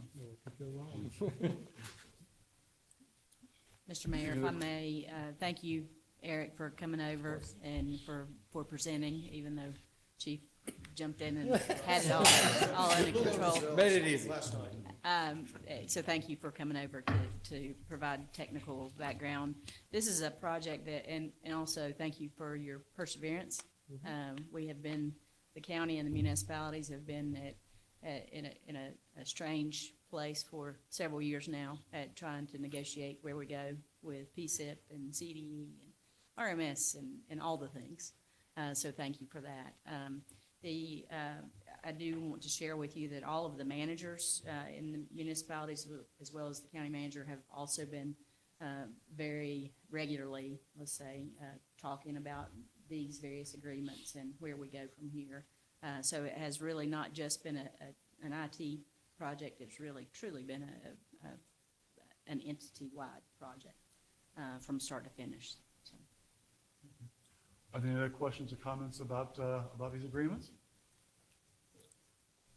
If not, would someone make a motion to authorize the town manager to execute these agreements? So I'll make that motion. Thank you. All in favor, please say aye. Aye. Any opposed? Thank you. And thank you all. Thank you. Now we're up to item 10D, Northridge Farms update, and Attorney Jackson. Thank you, Mr. Mayor. So town staff was able to meet with the Northridge Farms folks. Northridge Farms is the project, that large residential project at the, sort of in the valley south of Northridge Commons, Walmart Shopping Center. We were able to meet with them in the last, I guess, a couple weeks ago, the developer and their engineer, and they were able to provide us a little bit of an update on where they are with some things. And as part of that conversation, the developer has asked the town council consider removing one of the conditions that you had in your water commitment that was issued. You approved it in December, and the letter was issued on January 4th. And that condition essentially was that their plans must include connections to the town's water system at the existing town water lines located at both the end of Northridge Commons Parkway and in Gill Branch Road up to Monticello Road, so that it would be a looped water source for them. Again, the reason for that is public safety minded. Obviously, there are some vulnerabilities, not just inconveniences, but vulnerabilities if a one source water were to have some failures. So keep in mind the safety aspects of that. The developers seemed to indicate they were concerned that DOT may not be willing to approve the encroachment agreements that would be necessary to put the water line in the right of way of Gill Branch Road. Since that meeting, our Public Works Director has had a good conversation with our DOT representatives on that issue, and he does not believe that that's a real concern. So I did tell the developer that I would bring this back to you with their request and see what you wanted to do with that condition, whether you wanted to leave it in, whether you wanted to remove it, or something in between. Happy to answer questions for you on that. And then we'll update you briefly on the street issue. Were there any, excuse me, were there any other objections from the developer other than the possibility of running through the middle of the road? That was all that he stated. I don't know whether he had anything else in mind, but that was all that was stated to us. And of course, one solution to this is for you to hold to your condition if you think it's a good, positive, safety-minded condition. And if they do run into trouble with DOT, if there's a denial on an encroachment agreement, you can certainly revisit this in the future. I prefer to do that. I think that makes sense too. I'm seeing a lot of nodding of heads. Yes. Yes. I can certainly note that as the consensus then. Yes, please do. So on the streets, there is no public street commitment application that has been presented to the town, and that would need to be presented to you if they wanted to turn over all or some portion of their streets to the town for ownership and maintenance, future maintenance. So that application has not yet been submitted, but it has been a conversation, and I think that they would love to entertain any sort of upfront comments that town council might have by way of whether you feel strongly about those roads, or at least some of them, the main roads, being town maintained roads, in order for the public to have good access to them, or whether you would like for those to remain private. Any feedback that you might wish for us to convey to the developer would be appreciated on their end. I would assume they're gonna, if they anticipate asking for us to take these roads, we're gonna build these roads to our standards. They would have to. So I did talk to some people at the NCDOT when I had the meeting on Thursday. And today they called me back with just kind of a rough quote on what a bridge cost. And so a 30-foot bridge, this is a rough estimate, but they're currently building one in Mitchell this year, Mitchell County, that'd be about like what we're looking at there. That's a 2-lane bridge that can have a walking path on both sides, or it can have a 10-foot, what they call there's a word, it's a multi-use. So one 10-foot multi-use, so that bikes and somebody could walk there. And so the bridge that they're putting in Mitchell County is 1.6 million. That's this year's price. And they said that usually the bridges, they plan for them to last 50 years, but that they could last 100, depending on, how much traffic goes across them and that kind of stuff. And whether or not you of course get rust, but they're building bridges now, a lot of something called cord slab, which is like a hollow concrete. And then I drove by, and there is a sidewalk in front of the Walmart. There is a sidewalk in front of the Lowe's, and the sidewalk goes all the way out Bet Stroud in front of the Taco Bell. So it's from that intersection right there that there would be no sidewalk that would go down into this development. So I wanted to make sure that we noted that, because we would want that. We would want sidewalks to go from there all the way down. And there are 2 bridges on this property, is that correct? One is the main road, and the other one is an emergency. Secondary, okay. Yep.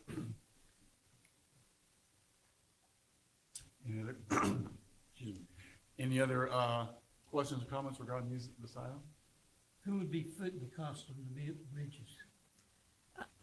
That's a good question. The developer has to put the bridges in, because otherwise they can't get their owners in. Well, absolutely, they can't get their equipment, and then ultimately their owners in and out. So the developer will certainly be putting it in. If the town takes the road over, as Vice Mayor Cordell just said, 50 years from now, maybe 75, maybe 100, at some point, the town is likely to have to replace that bridge in the future. About that now. Well, but it gives us a formula for future value interest factor, you know, Yes. that kind of stuff, what kind of capital that other people are gonna have to worry about.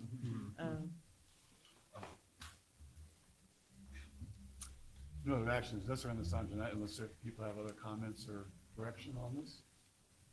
Thank you very much.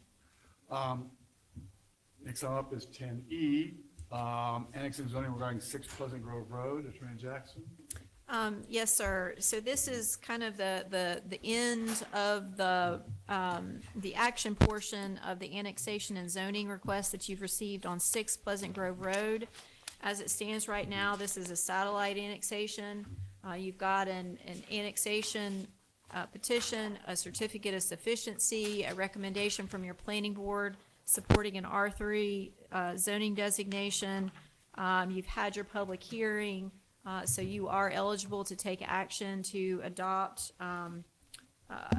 the attached ordinance, should you wish to take action and annex this property in. As a reminder, this one does not come with vested rights. This is just an unimproved piece of property. Once annexed, that it will be fully subject to the town's development regulations. This is the one where Engineer Warren was gonna bring us everything he had to show us. That's on the other one. Oh, Yeah, that's on the other one. okay. There are no plans that have been submitted on this one, other than a water allocation, commitment that indicates up to 50 townhouse units. That's all we have. Would you elaborate on the fact it could be either contiguous or satellite? I will. That's a good question. This is, right now, it is a satellite. If you were to annex the property next door, 9 Pleasant Grove, then it becomes contiguous. Okay. Right now, if you're dealing with this one by itself, and I ordered them in the order in which they were submitted to you, so this could come in right now as a satellite, and theoretically, in 10 minutes, it's no longer a satellite. Can we talk about the other one, or do we have to do it in this order? I will, that's up to the mayor. It's the next item up on the agenda. No, but Why didn't we have the other property first? That way we know what we did. I did, yeah, I did it just in the order that the petitions were received, is what I did. If you would like to take it out of order, you can suspend your rules and Doesn't matter. Yeah, does it matter? it doesn't to me. So, we're gonna put this one on pause for a moment, I guess, and talk about item F, which is 9 Pleasant Grove Road. So same thing on this one, that you're responding to an annexation petition for this is roughly 10 acres, bearing an address of 9 Pleasant Grove Road. You actually granted a water application almost 2 years ago on this one. This one does have a special use permit for it that allows them to construct 40 townhouse units. You've got a bunch of plans that were submitted with this packet, including some information on the flood permit that was issued. The engineer is here. I will say, again, you've had your public hearing, you've got your planning board recommendation, certificate of sufficiency, all that stuff. It is now eligible for you to take action. I will tell you that the developer has actually requested that you hold action on this one for a few months. They're trying to get the civil engineering done because they really don't need water before then anyway. And the reason that they're before you is, you may remember, you approved the water first with no annexation requirement. They came to you with a renewal on that, and in between that, in that year, you had 480 Reams Creek that submitted an annexation petition. And so that made this property contiguous. And so at the renewal of the water allocation, you said, we'll renew your water, but we do want you to annex in. And so again, they have played fairly this whole time. They haven't, it hasn't been any dirty dealings at all. They're responding to what you would like done. And they are requesting that just a few months, to get the civil engineering work completed, so that when they're ready to do have the water turned on, then they're ready to annex. Am I stating that? So we're gonna table that one tonight? Is that what we're gonna? That's what the developer is asking you Why to was do. it on the agenda? Because because we needed to have the public hearing because it was advertised, and it gives you the right to go ahead and take action. And so I felt like this was a late request, last week to have that delayed, but I figured while the engineer is here, if you had any questions, it would be a good opportunity for you to talk about it. So we do have annexation application, if you will. Oh, yeah. So we could take action and go ahead and annex it tonight. You could, but again, I think that is not the developer's preference, and I do think town council has usually honored that. Sure. I would say this should be put back on your June agenda, if not before. That way you can make sure that it does, is annexed before your next tax year. Councilman Chase, you had some questions? Not really questions, just more thoughts or concerns, and I know that we've gone back and forth on whether to annex or not to annex and tied it to water, and now it would be contiguous. My thought is if they're claiming vested rights and they're doing everything per Buncombe County zoning, which is fine, do we want to annex them because it allows them to circumvent Weaverville zoning? That's just more of a question. My other thought would be, we've got a pretty extensive development in a floodplain. I think there's 4.5 units that are outside the floodplain. Let's say we annex it, there's a major flood event, maybe the houses are fine, but the infrastructure's messed up, so now we're on the hook for all the infrastructure. So just a couple things for food for thought. The infrastructure, meaning like the Roads. water? Yeah, roads, or water would We be us don't- anyhow. Yeah, we don't own the roads, because Pleasant Grove Road, I'm looking at Dale, Pleasant Grove Road is a state-maintained road. Okay. So we don't own any of the roads in there, and I think Mr.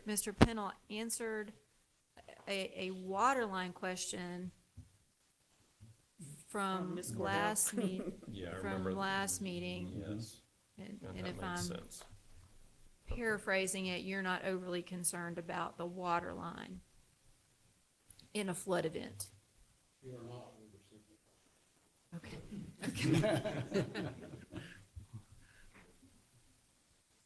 So is the will of council to postpone any action on this item until the developer comes back? Yes. Agreed? Everyone? Sure. Okay, so we're going to postpone any action on item F, 9 Pleasant Grove Road until June or some other date. So now back to item E, 6 Pleasant Grove Road. If we annex it tonight, it would be a satellite by a few feet, but then it would be contiguous at a later date when we annex 9 Pleasant Grove Road. The annexation of this, of any satellite, we do have to do a calculation to make sure that that if it does come in, it doesn't tip us over a 10% threshold that is not allowed under statute. This does not put us close. So again, from a legal standpoint, it is not an We're issue. like 2% or something, right? It's closer to 6, Is it- oh, but again, this is not gonna put us over. So are there any, so Oh, regarding? sorry. We're less than 1. That's what I thought. Yeah. So that is not, that's a non-issue then. So with regarding to annexation and zoning for 6 Pleasant Grove Road, are there any more questions or comments, or is there a motion to annex? Well, the comments are, it's 6 acres. It's, I mean, they're asking for 50 units. I'm sure we would go back with 48. And it's in that 100-year floodplain, so it makes you wonder, and because their engineer's not here, it's, because we've not seen anything from it? Or is their engineer here too? Yeah, it's the same engineer. Okay, because I didn't get that from the last conversation. I was like, okay, was I wrong? Okay, so could we hear about that? We can see little marks. How far back is that, or is there something you've got to show us, maps and? No, Warren Sugg with Civil Design Concepts. So there's not detailed plans developed because of what Ms. Jackson had indicated. We're asking for annexation and rezone. We've got a concept plan that I believe Mr. Pennell's seen just from a water perspective, but there's been no detailed plans developed on 6 Pleasant Grove. But Mr. Sugg, any development that you would do has to comply with Buncombe County's Absolutely. floodplain, and they actually administer our floodplain ordinance, which is consistent, so it's gonna, they will have to comply with that, And no matter obviously- what the zoning is. And obviously, to get on zoning, they would have to build the density according to R3. If you annex and if you rezone, this project has to comply with all of your standards. So, do you, in your concept plan, are you gonna plan on cutting down a lot of trees and building back into that area? There's not very many trees on this property. The Okay, I'm blue, looking the at blue mine, circled sorry. area is the property in question. Okay, so is the plan to build up on the hill? It is, and there'll probably be some earth moving that'll need to come from the south area to go towards the north area to make up some of that grade change, but, So our new code amendments, there's a sentence that says every plat would be, marked that it consists in the 100-year floodplain. But that would be after we accept that code amendment. I think that's currently in the current code. Okay, good. That hasn't changed. That's what I was gonna ask, okay.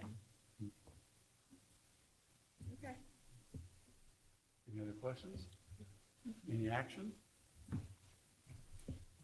If you wish to annex a motion to adopt the ordinance as presented, could be made. Make a motion to adopt the ordinance as presented.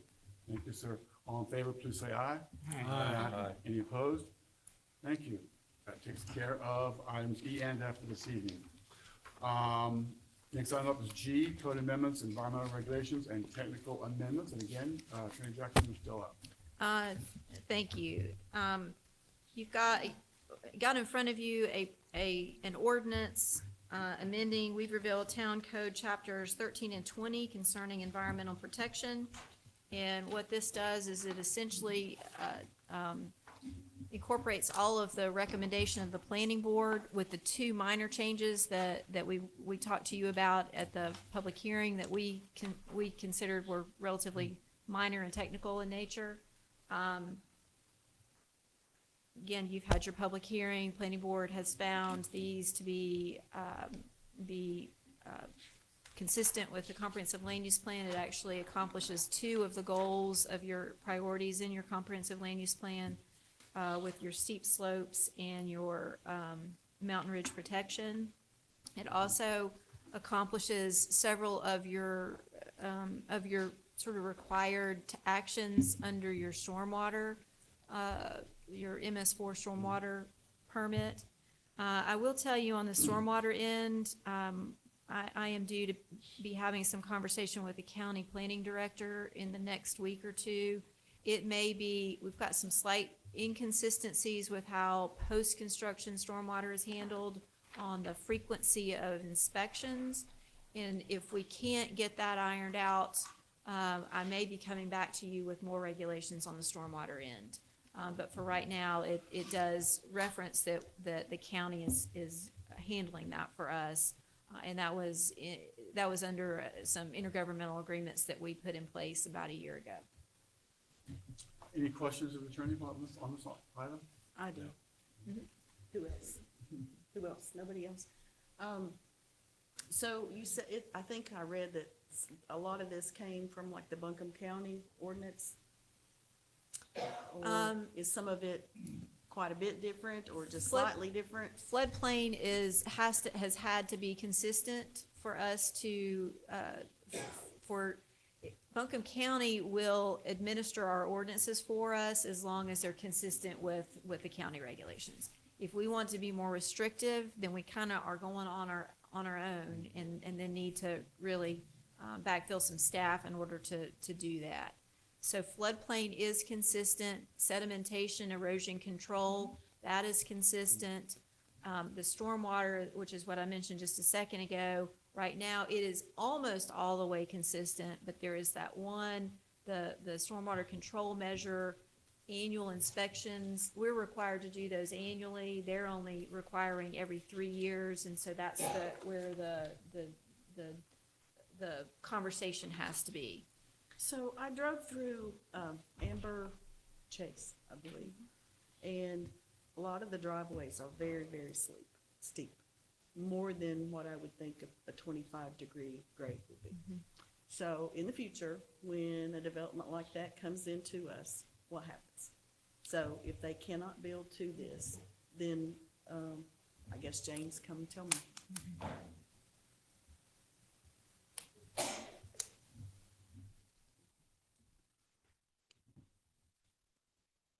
I heard driveway. If you could repeat the question, please, so I'm sure I'm aimed in the right direction. So some of the driveways that I know are, I don't think, Amber Chase is not in the town limits, right? Ambler's Chase is in town limits, and Okay, so their it is. road infrastructure is private in nature. Okay, so if a subdivision comes in and the road is private in nature, then it doesn't, even though we're annexing them, they're not built into our standards because we didn't take the roads.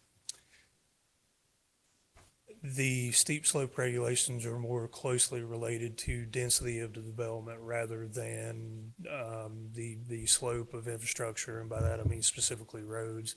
I can tell you now, and I'm going to cast an eye over at Chief Harris as well. Right now, today, whether you're in the Weaverville Fire District or the North Buncombe Fire District, it's my belief and understanding that anything north of 10% requires some additional review from the fire department. So that's actually even less steep than what it is that you've encountered there at Ambler's Chase. Okay. The other question that I had is about the structure height and mountain ridge protection, not to extend the 15 feet to any point on the mountain ridge. Is that one copying what Buncombe County has, or is that something new for us? I don't believe the county has much in the way of ridge protection absent north of 3,000 feet, I think it is, at which point it's either a state or federal regulation that kicks in. Beneath that, I honestly can't remember if they have any ridgeline protection. So on Perryon, if I'm going up the mountain on Perryon, I know you said Long Street at the top of Hamburg Mountain. Is that off of Perryon? Is that the one? It is. Okay, so that's the one where we have a special variance. And it's in place for all lots that already exist, even though they've not been built on, and it would continue to be in place. Okay, so people would be able to build more than 15 feet because of that variance. Because the variance is pushing them from the road up the mountain. Am I saying that? Or up the mountain toward the road is how I would describe that. Because the road basically runs the ridge line. Okay. And then falls off in both directions. Okay. That was my two questions. Thank you. Any others? Is there a motion to amend this ordinance? This is to 13? adopt the ordinance amending. Amending chapters 13 and 20 concerning environmental protection. So moved. Thank you. All in favor, please say aye. Aye. Aye. Any opposed? Thank you. Next item is item 10H, code amendments regarding golf court operations on certain town streets. And Jennifer, you're up again. Yes, so at your meeting last month, you indicated a willingness to consider some regulations that would allow golf cart operations on certain town roads, specifically in a golf course community. And staff has been working with the Reeves Creek Homeowners Association. We have Mr. Phillips here. He may have some comments for you. What is proposed is some regulations that the police department, town manager's office are comfortable with. Again, trying to respond to a need in that community. And I'm happy to go through this. One of the things that I heard from you, though, is a desire to get some more general public input from that community and not just from the handful of golf cart owners. And so while you could legally adopt this today, and again, the comments from the golf cart community out there, I think have been favorable. I don't want to put words in their mouths, but I've heard that they're favorable. But to key on your concern, even though it's not legally required, it may be that you wish to hold a public hearing on this. And if so, I would propose your next meeting to do so. Is there a motion to set a public hearing for this item at the next month's meeting? Let me understand, do we not have any information on what some of the residents are saying now? Do you have any additional information for us? What I was told as Mr. Phillips comes up is that they were generally very positive. There were more questions, I think, than comments, but Mr. Phillips can maybe address. Yes, thank you, everyone, for putting this together and giving me an opportunity to talk a little bit. I sent this proposed ordinance out to all the people that came to our meeting when we discussed the potential of an ordinance, which are the people that own golf carts in the Reams Creek Golf community, as well as 2 neighboring HOAs. And the comments I got back were pretty minor. One individual that has a very, very nice golf cart costing about $14,000 said he didn't know if he wanted to put rear view mirrors on his cart, so he may be at risk of getting cited for that if he gets stopped. But and then the other questions were around liability insurance. I believe most golf cart owners that I've talked to have liability insurance, and the only questions that they had were, should it be an extension of homeowners or should it be part of the automobile insurance? But most people do have liability already. So there were no significant comments other than thank you for considering this. I don't see any issues at all with it myself. There was one other comment that an individual thought that if you have lights on your golf cart, perhaps we should allow driving after hours, after dark, with a golf cart. That was one comment out of 15 or so that I got back. And then we did get comments back from the golf course owners. Their golf carts have general liability insurance on them. They don't have lights. And they're not used on the street very often. As I mentioned last meeting, occasionally the golf course will have a tournament of some kind when there's a shotgun start, and people may travel the streets to get to the starting hole. But by and large, the golf course carts are kept on the course. So the general comment is we're very happy and certainly appreciate the efforts that have been made on this. Thank you. So at our last meeting, some of you all indicated that you wanted to give an opportunity for the public to comment on this. If you want to do that, then the way to do that is to have set a public hearing. Another option would be to go ahead and adopt the ordinance tonight. I move we adopt the ordinance tonight. Yeah. Any more discussion on this motion? All in favor, say aye. Aye. Any opposed? Thank you very much. Good work. Next item up is 10I, the automatic aid agreement with the Reams Creek Fire Department and Chief Harris. Good evening, Mr. Mayor, Council. Tonight you have an ordinance before you. We've been working with Reams Creek Fire Department. The ordinance that is currently in place, or the mutual aid agreement, is from 2011. So working as we have looked at different properties, knowing that that is a growing area out there, our response times are increasing to that area. They have some property that One is out in their, our North Buncombe district, but is being annexed by the town. So better to provide a quicker quality level of response time.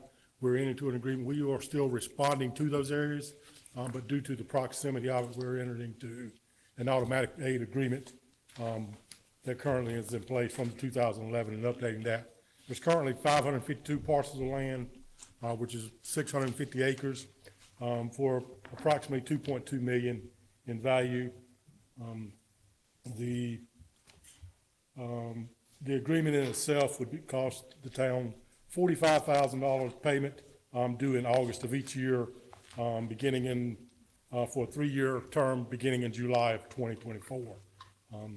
So what we're proposing tonight, that the council proceeds with the draft that's in front of you. We've talked with their fire chief. Obviously, it has not gone before their board of directors yet to be approved, but the fire chief seems to be in favor of us having this interoperability agreement working together. Does anyone have any questions or comments for the chief? If not, is there a motion to approve the aid agreement? I'll make that motion. Thank you. Any discussion on that? All those in favor, please say aye. Aye. Any opposed? Thank you. Thank you, chief.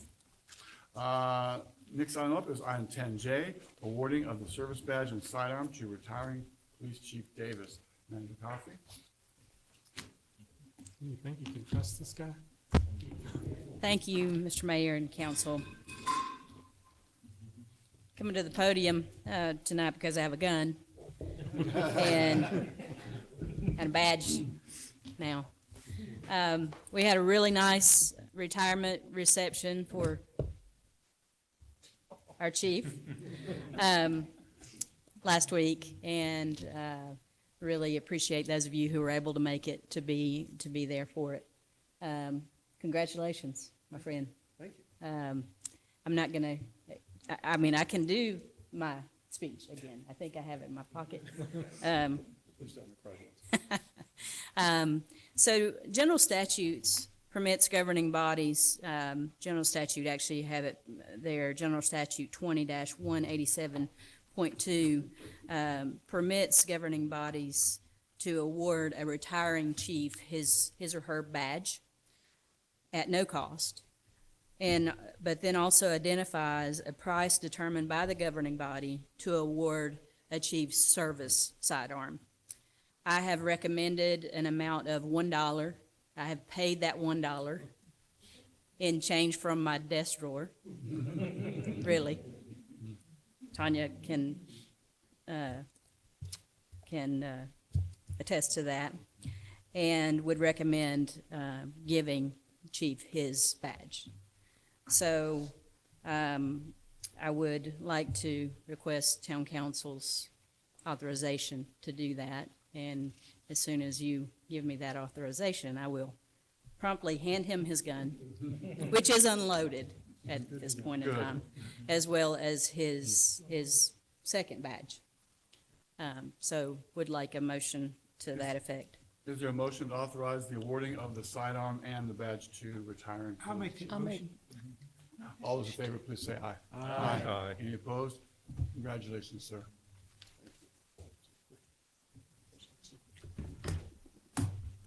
Thank you.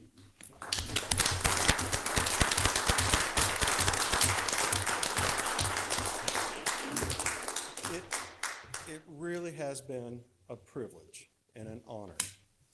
One thing I love to do, and a lot of people don't think of this, is that a lot of the problems that come to a police department aren't just, they're not police problems, they're societal problems. They're a Dale problem, they're a Tanya problem, they're a public works problem, they're things like that. A lot of it, and so I love being able to work with a team and come up with a solution. A lot of times that's difficult, but we've always been able to find a path forward. So I'd just like to thank you. Thank you, sir.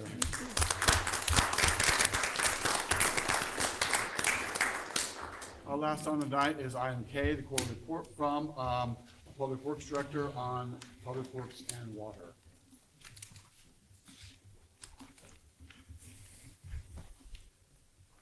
Good evening, Mayor and Council. I will have us out of here by 8 o'clock. Thank you, sir. Right.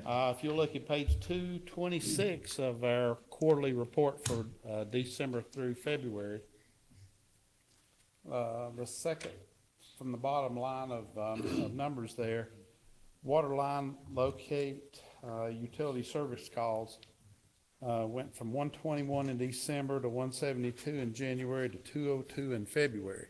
That's an indication that the construction's picking up in town, as if you need any kind of reminder to be evident of that.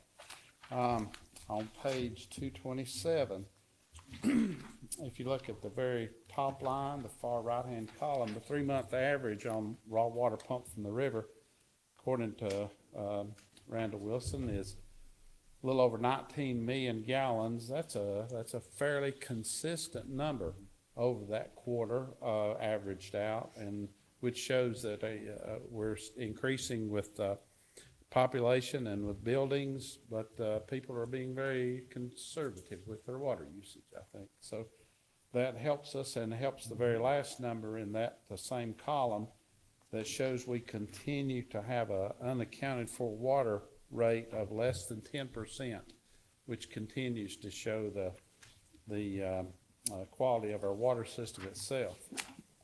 Over on page 228, fourth row down, current water commitments for future development.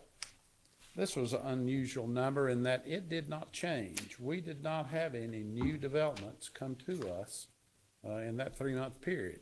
I'd already accounted for the 6 and 9 Pleasant Grove in the December numbers, and so we did not have anything new. And Northridge Farms subdivision is also contained in those numbers as well. Which means that, well, we have plenty of water committed, so it's good that we don't have any more requests. Right? Exactly. On page 229,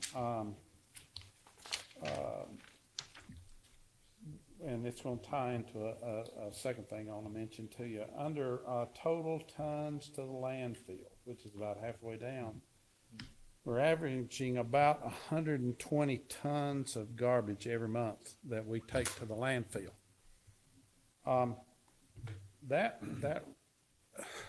That's a number that's associated with about $5,100 in tipping fees that we pay averaged over the last 6 months, which is not a bad number. We budget about $6,000 or even a little more than that. But the thing that we're going to try to do over the next several months is Kirby has published a new flyer emphasizing what can and cannot be recycled. We, not unlike many other utilities, have a problem with that, in that we actually pay about $8,100 a month for our recycling.